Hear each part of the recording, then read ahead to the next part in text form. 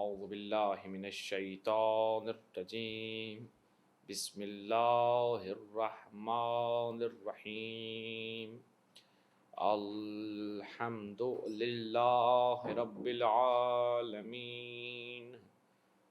ثم الصلاة والسلام علی اشرف الانبیاء والمرسلین والسلام خصوص على عبد القاسم محمد وعلى حبیب رب المشرقین ومغربین وعلى جد الحسن والحسین وبه نستعین وهو خیر الناصر ومعین. بسم اللہ الرحمن الرحیم. اللہم قل ولیک الحجۃ ابن الحسن صلواتک علیہ وعلی آبائہ فی ہذہ الساعۃ وفی کل ساعۃ ولیٰ وحافظا وقائدا وناصرا ودلیلا وعینا حتی تسکنہ ارضک طوعا تمتعہ فیہا طویلا برحمتک یا ارحم الراحمین. اللہم صلی علی محمد وآل محمد. معزز سامعین عالی قدر، عزاداران مظلوم کربلا و ارباب علم و دانش و فہم و فراست، مومنین کرام، جیسا کہ آپ جانتے ہیں کہ آج ہمارے اس سلسلہ مجالس کی 7ویں نشست ہے، 7ویں گفتگو ہے.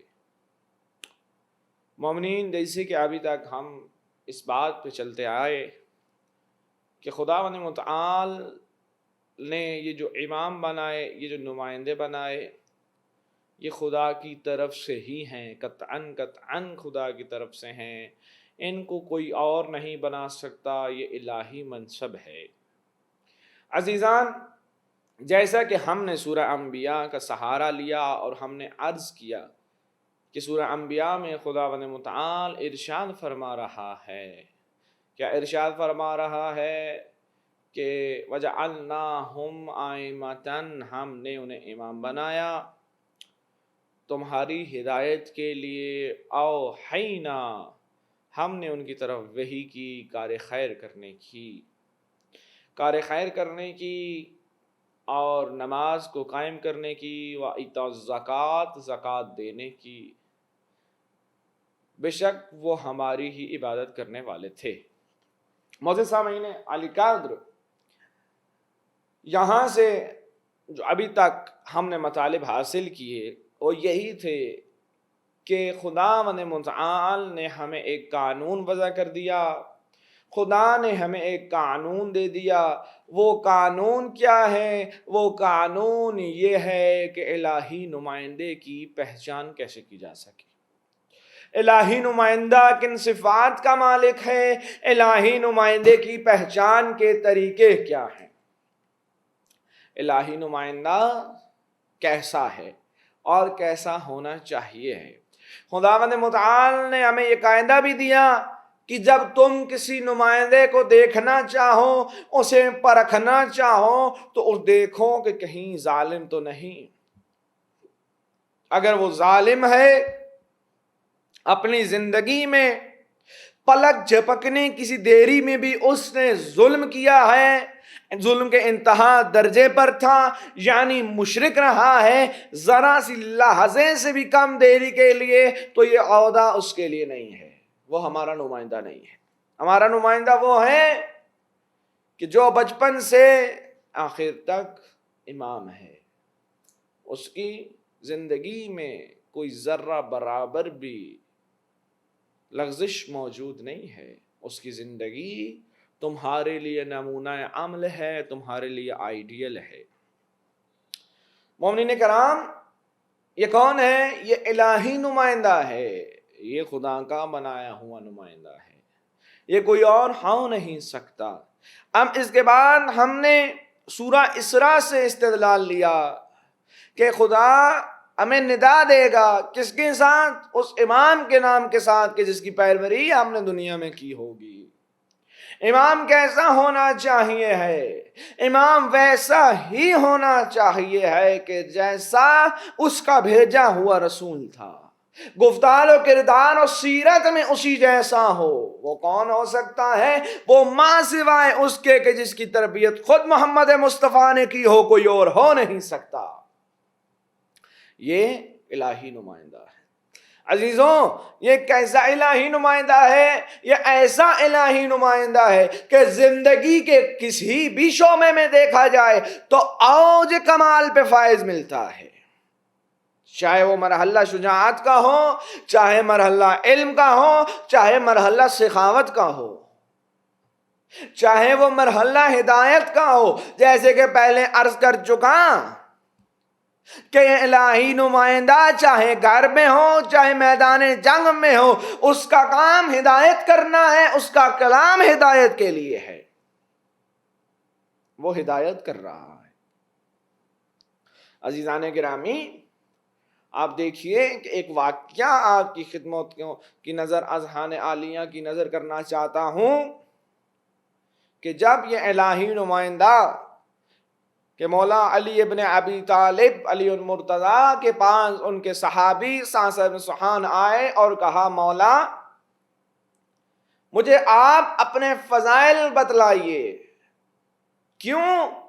کیونکہ میں آپ کے فضائل سن کے لطف لینا چاہتا ہوں، کیف کرنا چاہتا ہوں۔ اللہ رے اللہ، یہ آج سے شیعوں کا عاشقان علی کا مشغلہ نہیں ہے، یہ ابتدائے اسلام سے عاشقان علی کی روش رہی ہے کہ جب وہ چاہتے ہیں اپنی زندگی میں لطف اندوز ہوں، جب وہ چاہتے ہیں تو کیف کریں۔ وہ کیا کرتے ہیں؟ وہ فضائل علی کرتے ہیں، وہ ذکر علی ابن ابی طالب کرتے ہیں، وہ الہی نمائندے کا ذکر کرتے ہیں۔ عزیزان گرامی، صاصہ ابن سبحان پوچھ رہا ہے، مولا مجھے اپنے فضائل سنائیے، فضائل بتلائیے۔ امیر المومنین کیا کہہ رہے ہیں؟ چونکہ اوج کمال پر ہے، کہہ رہے ہیں صاصہ بری بات ہے، اچھا فعل نہیں ہے کہ کوئی خود اپنی تعریف کرے۔ یہ الہی نمائندے کی صفت ہے۔ عزیزان گرامی، کہا مولا، پھر کہا صاصہ تم ہم سے سوال کرو، ہم تمہیں جواب دیں گے۔ تم سوال پوچھو، ہم جواب دیں گے۔ صاصہ نے کہا اچھا مولا میں سوال پوچھتا ہوں۔ کہا پوچھو۔ صاصہ نے پہلا سوال کیا؟ کہا مولا آپ افضل ہیں یا آدم؟ اللہ اکبر۔ آپ دیکھیے کہ آج جو شبہات وارد کیے جا رہے ہیں، علی ابن ابی طالب کی شخصیت پر اشکالات اٹھائے جا رہے ہیں، آج جو مذہب تشیع کے اوپر اشکالات اٹھائے جا رہے ہیں کہ آپ نے کس طرح سے علی ابن ابی طالب کو دوسروں سے افضلی قرار دیا، تو میرے عزیزوں یہ ہم افضل قرار نہیں دے رہے ہیں، یہ الہی نمائندہ ہے، خدا اس کو افضل قرار دے رہا ہے۔ پوچھا صاصہ پوچھ رہے ہیں کہ مولا بتلائیے آپ افضل ہیں یا آدم؟ تو مولا کہتے ہوئے نظر آتے ہیں کہ صاصہ بے شک میں افضل ہوں۔ کہ مولا آپ کی افضلیت پر استدلال کیا ہے، دلیل کیا ہے؟ تو مولا یہ کہتے ہوئے نظر آتے ہیں صاصہ کہ جب خداوند متعال نے آدم کو خلق فرمایا اور آدم سے یہ کہا کہ اے آدم یہ منطقہ، یہ سرزمین آپ کی ملکیت ہے ما سوائے اللہ اس درخت کے، یہ درخت چھوڑ کر، لیکن آدم نے اس درخت کو نہیں چھوڑا، استفادہ کر لیا، اور میں علی جس کے لیے کوئی قید نہیں ہے، لیکن میں علی ایک لقمہ حلال تک پہنچنے کے لیے 70 شبہات سے اجتناب کرتا ہوں۔ اللہ اکبر، یہ علی ابن ابی طالب کی صفت ہے۔ عزیزو، یہ الہی نمائندے کی صفت ہے۔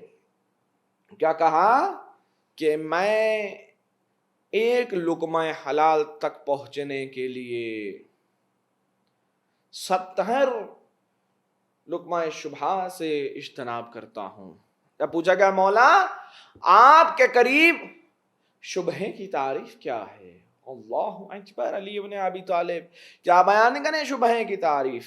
امیر کائنات کہہ رہے ہیں کہ میرے نزدیک شبہے کی تعریف یہ ہے کہ شراب کا ایک قطرہ کسی دریا میں گر جائے اور وہ دریا کسی زمین کو سیراب کر دے اور اس زمین پہ سرسبزہ اگر آئے اور وہ سرسبزہ جو اگا ہوا ہے اسے ایک بھیڑ کھا لے اور وہ بھیڑ اپنے گلے میں چلی جائے, اپنے ریوڑ میں شامل ہو جائے, میں علی اس تمام کے تمام ریوڑ سے اجتناب کرتا ہوں. اللہ اکبر. یہ کون ہے؟ یہ الہی نمائندہ ہے, یہ امام ہے عزیزو, یہ امام ہے کہ ایک لقمے تک پہنچنے کے لیے 70 لقمہ شبہہ سے اجتناب کیا جا رہا ہے. مولا سے پوچھا کہ مولا آپ افضل ہیں یا حضرت ابراہیم؟ آپ افضل ہیں یا حضرت ابراہیم؟ کہا میں افضل ہوں. کہا مولا آپ کی افضلیت پر دلیل کیا ہے؟ کہا دلیل یہ ہے کہ ابراہیم نے خدا سے یہ پوچھا رب کیف تحیی الموت, تو کیسے مارتا ہے, کیسے زندہ کرتا ہے. پوچھا ابراہیم کیوں پوچھنا چاہتے ہو؟ کہا اس لیے کہ میں چاہتا ہوں یقین کی منزل انتہا اوج پہ پہنچ جاؤں. تو کہا مولا آپ؟ کہا میں علی ابن ابی طالب کہ اگر خدا کے تمام حجابات بھی میری آنکھوں سے ہٹ جائیں تو میرے یقین کے منزل میں ذرہ برابر بھی اضافہ نہ ہوگا. یہ کون ہے؟ یہ علی ابن ابی طالب ہے, یہ جانشین پیغمبر ہے, یہ وصی پیغمبر ہے. عزیزان گرامی, جب پوچھا مولا آپ افضل ہیں یا حضرت نوح, تو کہا بے شک میں افضل ہوں. کہا مولا آپ کی افضلیت پر حضرت نوح کے مقابل میں دلیل کیا ہے؟ کہا دلیل یہ ہے کہ حضرت نوح کی اولاد کے بارے میں قرآن یہ کہہ رہا ہے کہ نوح یہ تیری اولاد نہیں ہے, تیری اہل میں سے نہیں ہے, لیکن میری اولاد کے بارے میں خداوند متعال کہہ رہا ہے سیدہ شباب اہل جنہ, یہ جنت کے جوانان کے سردار ہیں. عزیزوں یہ علی ابن ابی طالب ہے, یہ الہی نمائندہ ہے, یہ اس کی کیفیت ہے. پوچھا مولا آپ افضل ہیں یا حضرت عیسیٰ؟ تو کہا بے شک میں افضل ہوں. کہا مولا آپ کی افضلیت پر دلیل کیا ہے؟ کہا میری افضلیت پر دلیل یہ ہے کہ جب حضرت عیسیٰ کا دنیا میں آنے کا وقت ہوا اور وہ بیت المقدس کی طرف بڑھی, کائنات نے یہ کہہ کر روک دیا کہ مریم یہ خدا کا گھر ہے, زچہ خانہ نہیں. اور جب میری والدہ کعبہ کی طرف بڑھی تو خدا نے یہ کہا کہ عام دروازے سے نہیں, دروازہ خاص سے تشریف لے آئیے. کون ہے یہ؟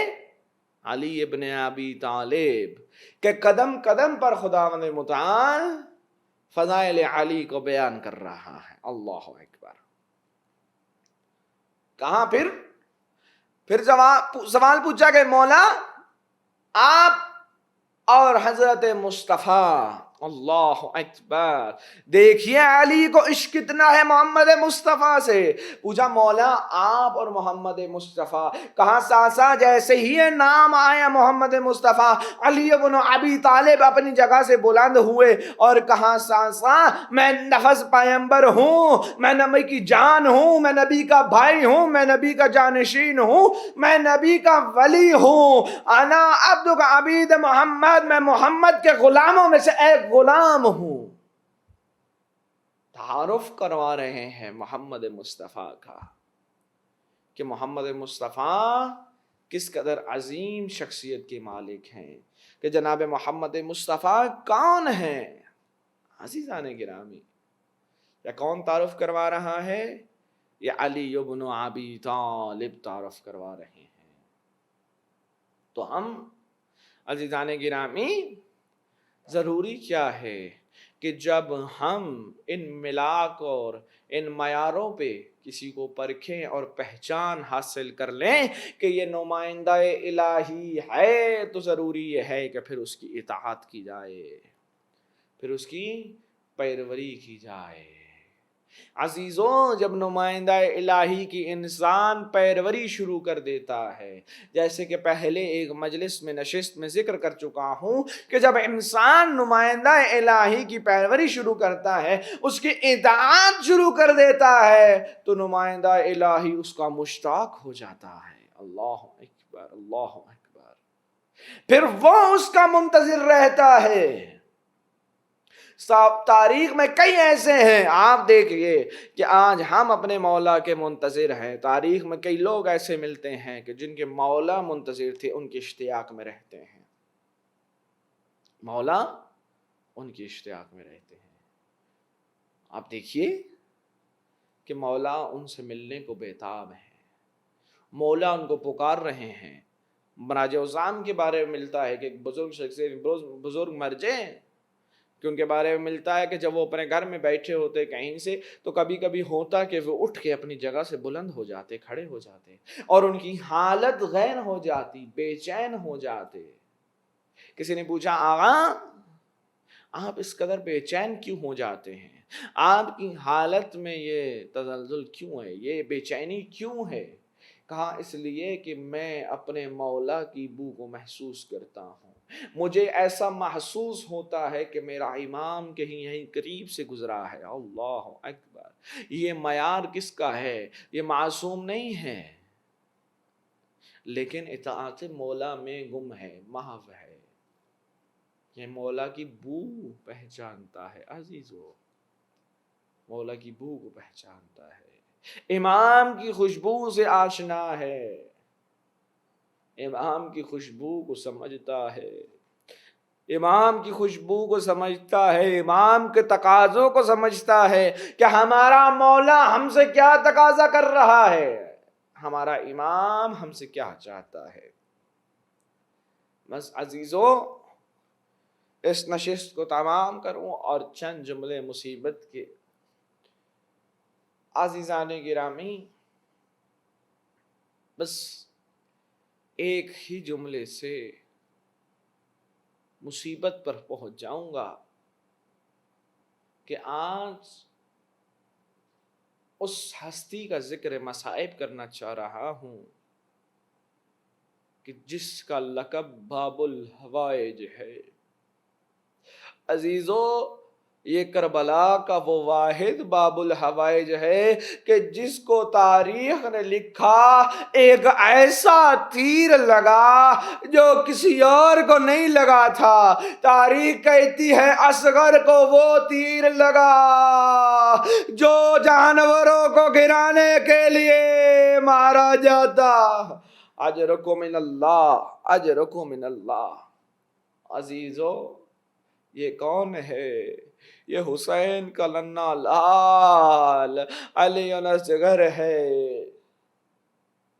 علامہ نکن کہتے ہیں کہ جانتے ہیں اصغر کو ضرورت کیوں پیش آ پڑی کربلا لے جانے کی؟ اس لیے کہ اصغر کی قربانی، اصغر کی شہادت اس بات کی دلیل ہے کہ کربلا میں ظلم ہوا۔